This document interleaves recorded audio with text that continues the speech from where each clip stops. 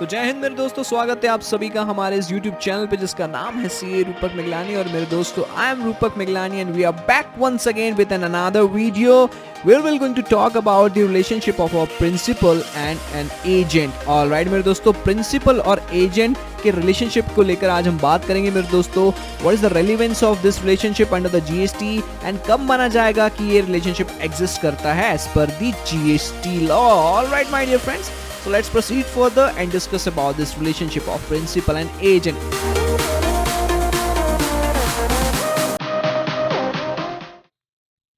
Yes my dear friends, as you can see it in the slide that today we're going to discuss about the relationship of principal and agent under the GST. Yes my dear friends, before proceeding further, let us understand what is the importance of this relationship of principal and agent. Why it is compulsory or why it is an important thing to know about this relationship between principal and agent. Alright my dear friends, as you all know that, let me quickly recap about the chapter supply. Alright, supply my dear friends, as you all know that as per section 7 we have discussed about the supply definition. And supply definition, what does it says? There are few of the essential elements which makes any event to be a supply only when there are existence of the essential element that has been discussed in the definition of section 7 of supply. क्या क्या होता है कि भाई साहब, पहले तो goods and services होना चाहिए, ठीक है, फिर कंसिडरेशन भी होना चाहिए, फिर क्या बोलता है, बिजनेस भी होना चाहिए, ठीक है। तो ये तीन फैक्टर बहुत जरूरी है कोई भी डेफिनेशन को, कोई भी इवेंट को सप्लाई कहने के लिए। ये तीन चीजें महत्वपूर्ण रूप से होना चाहिए सेक्शन 7 में या किसी इवेंट में, ठीक है, होना चाहिए, तभी जाके उसको बोलेंगे ये सप्लाई है। ऑलराइट, लेकिन मेरे दोस्तों साथ ही साथ शेड्यूल भी हमने देखे थे, शेड्यूल 1, शेड्यूल 2, शेड्यूल 3। ऑलराइट मेरे दोस्तों, इसमें से एक शेड्यूल 1 है जो कि बात करता है कि भाई साहब अगर कंसिडरेशन नहीं भी रहा ना, even if there is no consideration na, in that scenario as well there are few activities which are specified under schedule 1 which will be regarded as a deemed supply. माना कि सारे प्रोविजंस उसी प्रकार लागू हो जाएंगे जैसे सप्लाई में लागू होते हैं, इसलिए उसे डीम्ड सप्लाई बोलेंगे, डीमिंग प्रोविजन लग जाएंगे। और ऐसे ही मेरे दोस्तों डीमिंग प्रोविजन में शेड्यूल 1 में एक एक्टिविटी दी गई है जहां पे बोला गया कि ट्रांजैक्शन जो टेक प्लेस करता है between principal and agent without consideration, तो इसे हम बोलेंगे डीम्ड सप्लाई।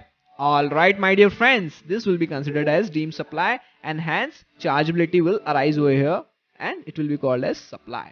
ऑलराइट, ये होगा टैक्सेबल इवेंट। तो मेरे दोस्तों इसलिए ये जानना जरूरी है कि प्रिंसिपल और एजेंट का रिलेशनशिप क्या होता है। चलिए आगे बढ़ते हैं। प्रिंसिपल एंड एजेंट, ठीक है, supply of goods by a principal to his agent without consideration. Without consideration की बात हो रही दोस्तों क्योंकि हम बात करें डीम सप्लाई को लेकर, ठीक है, where the agent undertakes to supply such goods on behalf of the principal is considered as supply.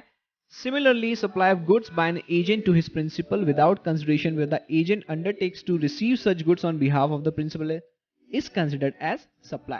ठीक है, अरे मेरे दोस्तों प्रिंसिपल एजेंट ये अगर सप्लाई कर रहा है, ठीक है, किसको, एजेंट को, विदाउट कंसिडरेशन, तो ये कवर हो जाएगा पैरा 3 ऑफ शेड्यूल 1, मतलब ये हो जाएगा डीम सप्लाई। विदाउट कंसिडरेशन भी है तो भी डीम सप्लाई ये कहलाएगा, ठीक है। मान के चलिए अगर एजेंट ट्रांसफर कर रहा है प्रिंसिपल को विदाउट कंसिडरेशन और इनका रिलेशनशिप एग्जिस्ट करता है as a principal and agent as per the GST, alright, तो इस केस में भी मान लिया जाएगा कि भाई साहब ये विदाउट कंसिडरेशन है ना, कोई बात नहीं, ये फिर भी डीम सप्लाई जीएसटी पे लगेगी, ठीक है। अब मेरे दोस्तों सबसे महत्वपूर्ण क्या है, पैरा 3 में क्या लिखा है वो तो हमने देख लिया।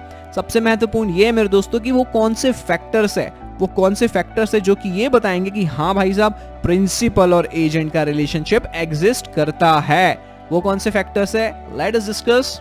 Yes, factors relevant for deciding the principal agent relationship to be covered under the deem supply. ये महत्वपूर्ण है मेरे दोस्तों। इंपॉर्टेंट फैक्टर जो है, सबसे मुख्य फैक्टर जो है डिसाइड करने के लिए कि इनका रिलेशनशिप एग्जिस्ट करता है कि नहीं करता है, इस पर जीएसटी इज इनवॉइस। भाई साहब इनवॉइस कौन कर रहा है, ठीक है, मान के चलिए कि आप सप्लाई कर रहे हैं, ठीक है, प्रिंसिपल सप्लाई कर रहा है एजेंट को और एजेंट फर्दर बेच रहा है, फर्दर सप्लाई कर रहा है, तो ये एजेंट जो इनवॉइस इश्यू कर रहा है ये किसके नाम का कर रहा है?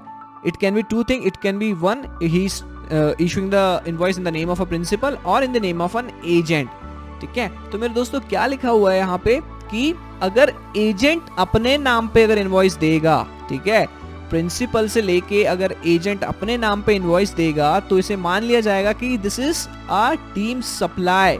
लेकिन अगर एजेंट इनवॉइस किसके नाम पे देगा, प्रिंसिपल के नाम में देगा, ठीक है, तो उसे क्या मान लेंगे, it is not a deemed supply, मतलब वहां पे प्रिंसिपल एजेंट रिलेशनशिप एग्जिस्ट नहीं करेगा।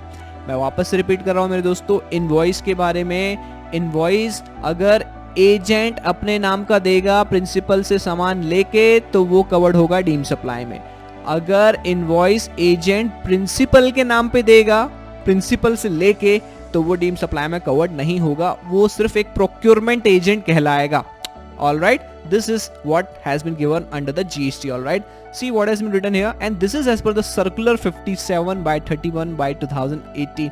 This has been cleared by this circular. ठीक है, ये invoicing वाला factor was clarified with this circular 57/31/2018. What does it says? Invoice for the further supply to customer to be issued in agent's name. ठीक है, yes, तो ये cover होगा deem supply में। Goods procured on behalf of principal are invoiced in the agent's name. वही बात हो रही है, एजेंट के नेम पे अगर इनवॉइस इशू हो रहा है तो वो कवर्ड होगा डीम सप्लाई में। All right, yes. और एक factor, invoice issued in the principal name, अगर प्रिंसिपल के नाम पे इनवॉइस इशू हो रहा है तो वो डीम सप्लाई में कवर नहीं होगा। This is the point, this is the catch here to understand the principal and agent relationship in a GST. All right, my dear friends, let's understand with the help of an example.